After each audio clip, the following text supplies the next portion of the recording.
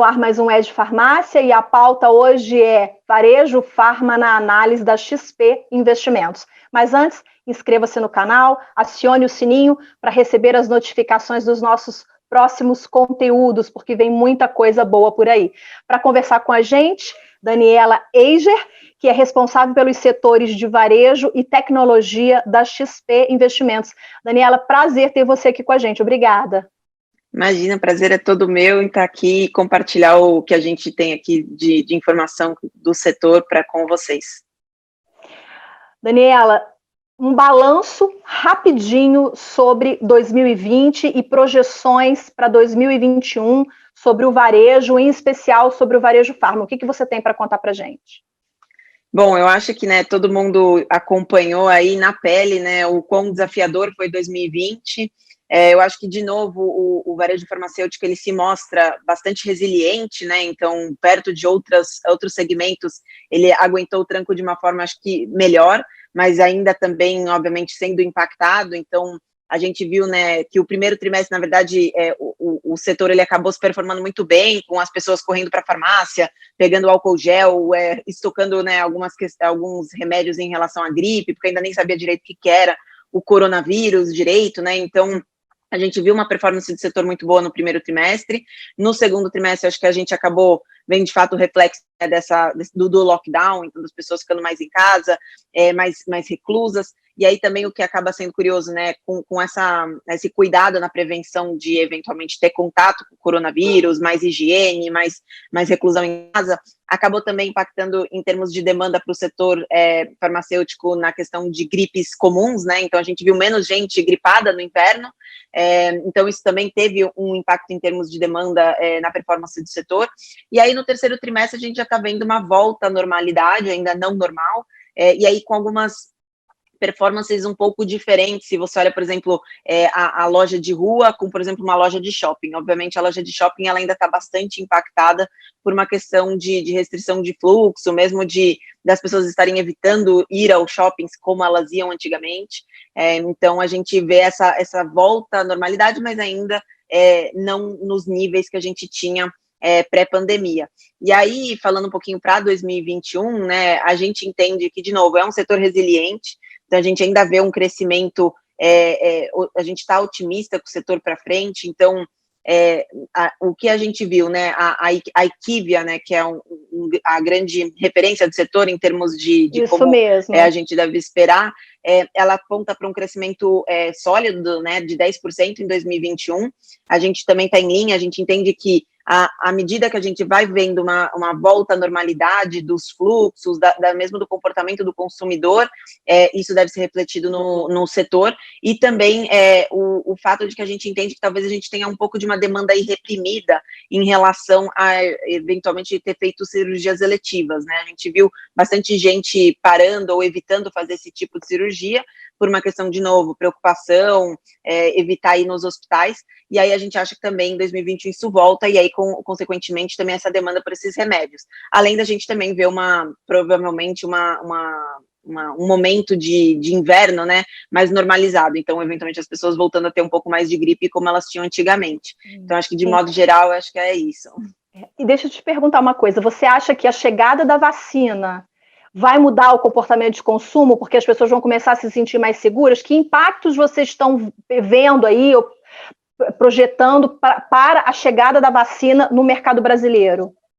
Não, essa é uma ótima pergunta. Eu acho que, assim, a vacina no nosso cenário base é que a vacina começa a ser distribuída, então a campanha de vacinação ela é iniciada no primeiro trimestre. Por enquanto, todas as notícias que a gente vê estão bem em linha com isso, Aí, obviamente, que a gente tem que entender qual vai ser a velocidade dessa vacinação. Ainda a gente está vendo que provavelmente vai ser algo que vai demorar em torno de 6 a 12 meses, começando pelos grupos prioritários, mas a gente entende que sim, uma vez que vem a vacina, as pessoas vão voltar à normalidade, acho que, de novo, gradualmente, talvez ainda tenha um pouco de insegurança, aquela questão, será que realmente eu posso sair? Será que eu estou mesmo imunizado? Então, é uma coisa que a gente entende que vai se dar ao longo do tempo, mas, de qualquer forma, a gente entende que o comportamento do consumidor, ele deu uma mudada, assim, estruturalmente, Então, o primeiro ponto que a gente entende é a questão do próprio mindset com saúde e bem-estar. Eu acho que a pandemia, ela mostrou que se você é mais saudável, você pratica esporte, você se alimenta de uma forma mais adequada, mais ponderada, faz exercício. Então, todos esses pontos... Você fica mais resistente ao vírus, né? Você tem Isso, uma imunidade exatamente. melhor e aí você tá mais resistente. A gente falou muito disso aqui no Ed Farmácia. Então, quando o consumidor ele vê que isso faz diferença, eu acho que eles vão ter muito mais esse viés de prevenção do que, de fato, depois, né, na hora de você realmente só ir atrás de remédio porque você ficou, de fato, doente. Então, eu acho que tem uma mudança em mindset em relação à saúde e bem-estar, e aí a farmácia está bem no centro disso, né, como principal provedor desses produtos. E aí a gente também entende que teve uma digitalização do varejo de um modo geral, e aí a gente acha que a farmácia também não foge muito disso, e aí via essa questão de você pedir online, ou você pedir por WhatsApp. Então, realmente, essa facilidade, inclusive, eu acho que ela se mantém. Essa questão da tecnologia, você está antecipando, eu já vou até entrar com esse assunto, porque você vê o futuro do varejo farmacêutico, como você vê esse futuro do varejo farmacêutico com a compra online? Eu estou te perguntando isso porque, por exemplo, o e-commerce hoje no varejo farmacêutico, ele tem uma representatividade muito baixa, né? Você tem aí em torno de aproximadamente de 6%, mais ou menos, do que se vende hoje pelo e-commerce. Então, há muito o que crescer, mas, por outro lado, Daniela, o setor farma, ele é predominantemente formado por farmácias independentes, cerca de 80% do mercado é de farmácia independente, que não está ligada à grande rede e que não tem condição de desenvolver um grande e-commerce, né? Como é que você vê isso? Você acha que o varejo independente fica ameaçado com essa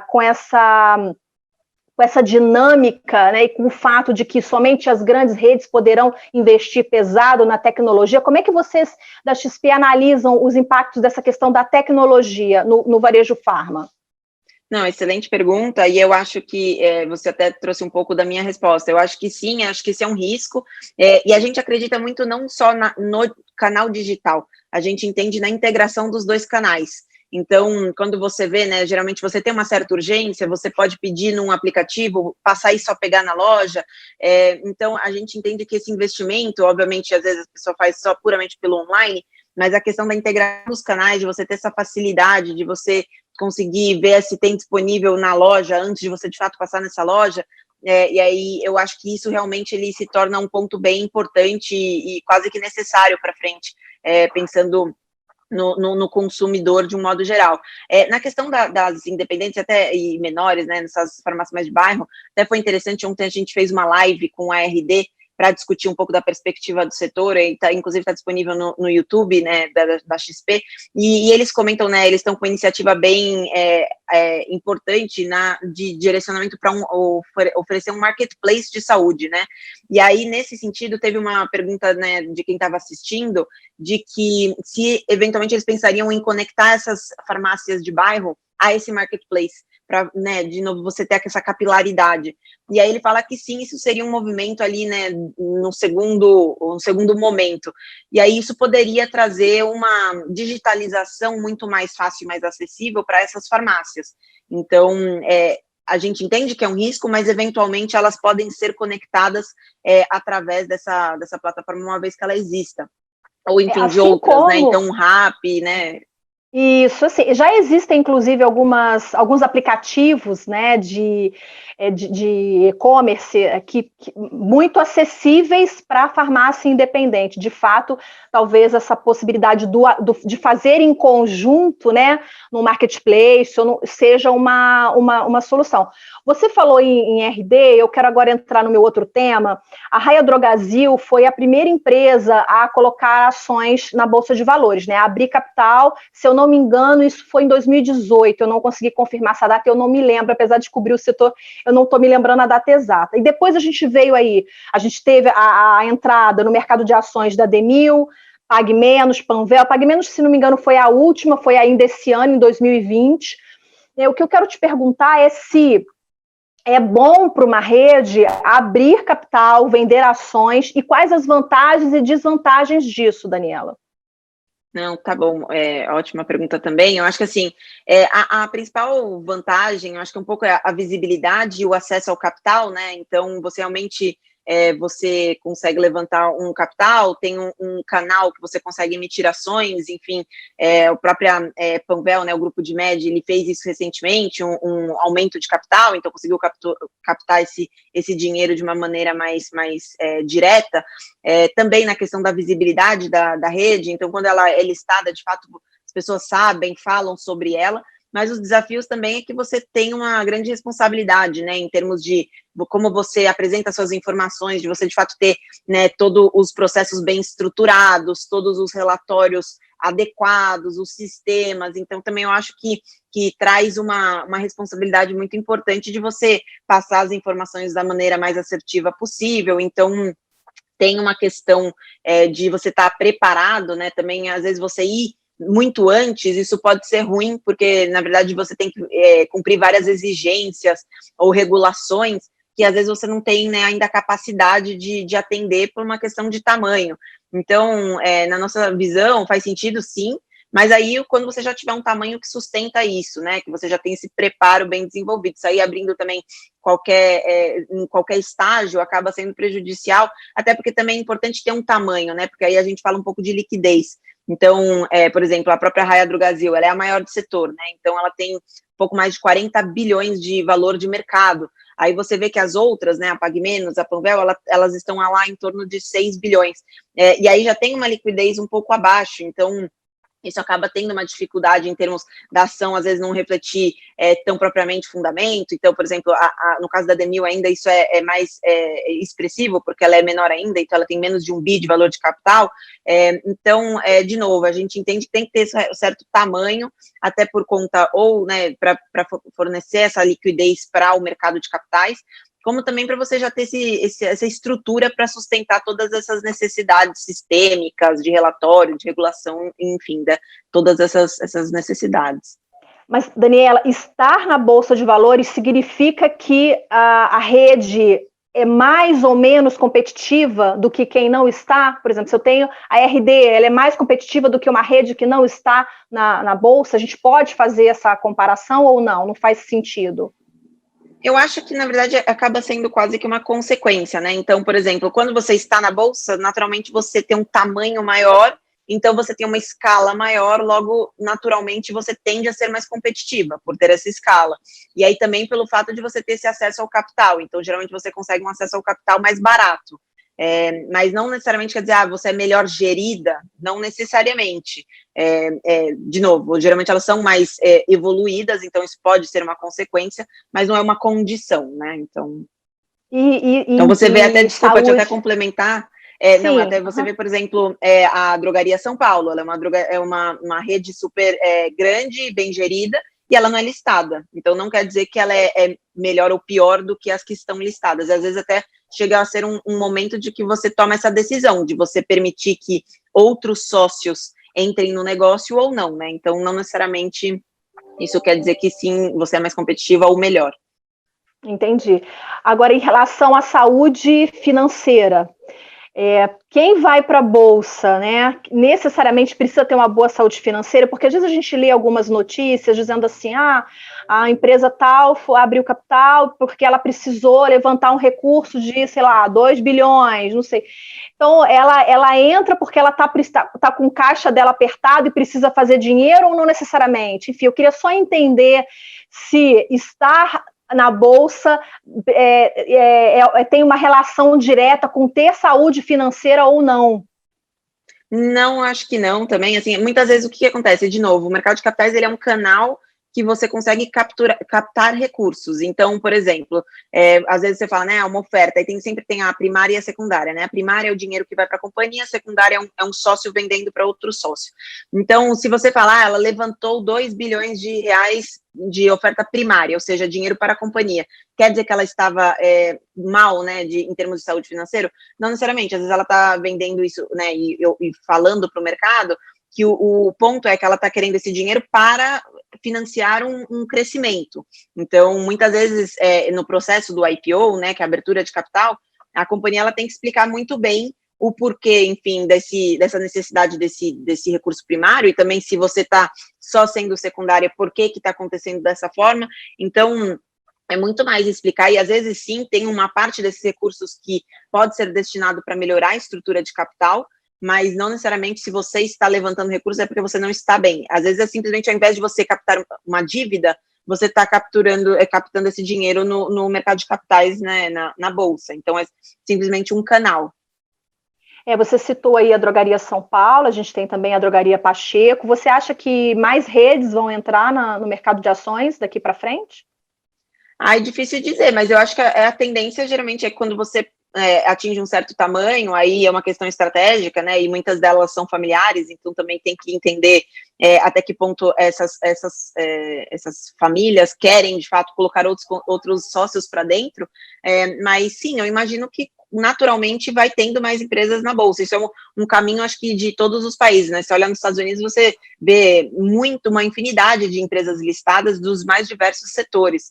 Então, aqui eu imagino que a tendência é essa. Agora, se você vai falar todas vão, não necessariamente. Aí vai ser uma decisão estratégica de cada uma. Fim do auxílio emergencial. Qual o impacto disso no varejo? O varejo farma, a gente já até falou aqui, é pouco impactado, porque as pessoas precisam consumir medicamento, mas as pessoas deixam de comprar outras coisas, né? Produtos de beleza, alguns produtos de higiene, passam a comprar o shampoo e o condicionador, que tem um precinho mais em conta. Então, eu queria que você analisasse para a gente como o fim do auxílio do governo pode impactar o consumo no varejo, em especial o farma. Não, esse eu acho que é a pergunta que todo mundo tem feito em relação ao varejo, né? Exatamente o que significou esse auxílio para o consumo. Na nossa visão, ele foi muito mais uma proteção da renda dos consumidores, e aí, por conta, né, da pandemia, dessa situação um pouco mais de falta de visibilidade, enfim, de retomada de economia, algumas pessoas com uma redução de renda, ou mesmo uma perda de um emprego. Então, eu acho que ele ajudou para, né, garantir que os bens essenciais eles fossem atingidos. Então, você vê, por exemplo, um setor de supermercado com uma performance muito boa. A farmácia, acho que, de novo, é muito do perfil, né, do consumo. Então, ele é resiliente. Ainda estava vinculado um pouco a essa questão de saúde, que as pessoas ainda compraram alguns bens, alguns produtos, né, por conta dessa necessidade de se cuidar. Mas sim, a gente entende que esse consumo discricionário, né, que seria essa parte mais de beleza, ela foi bastante impactada nesse ano, e aí muito mais por conta da crise, não muito vinculada ao auxílio. Então, à medida que 2021 chega, né, e esperamos, a gente vai voltando a essa normalidade, a nossa equipe econômica espera que a gente veja uma retomada de crescimento. Então, a gente tem 3,4% de crescimento para 2021. Então, isso vai trazendo esse conforto das pessoas de voltar a fazer esse consumo mais discricionário. Então, voltar a consumir esses produtos de beleza, melhorar aquele shampoo que, né, você prefere. Então, a gente entende que isso acaba sendo positivo, né, para esse consumo que a gente chama de discricionário, que pode ter sido despriorizado em 2020, e aí em 2021 isso vai voltando à normalidade. E aí eu acho que está muito menos vinculado ao auxílio emergencial e mais à questão realmente da saúde, da economia de um modo geral. Tá ótimo. Daniela, muito obrigada pela sua participação. Quero te pedir aí a dica ou recado final para quem está nos assistindo. Bom, eu acho que, né, 2020 mostrou que a gente tem que estar muito aberto a mudanças, então, e monitorar essas mudanças. Então, a gente não sabe direito quais são as grandes tendências que vão ficar, mas eu acho que a gente já tem alguns sinais, então, ficar de olho nessa questão de digitalização, multicanalidade, esse viés para saúde e bem-estar, eu acho que é muito importante monitorar essas mudanças na tendência do consumidor e como a gente pode se adaptar a elas. Então, acho que é isso, acho que é ficar sempre aberto a mudanças. Obrigada, viu? Um excelente 2021 para você. Para você e todos que estão nos assistindo também. Obrigada a você que ficou com a gente até aqui. Espero que vocês tenham curtido. Deixe o seu like, compartilhe esse conteúdo. A gente se vê então na próxima terça-feira. Tchau, tchau.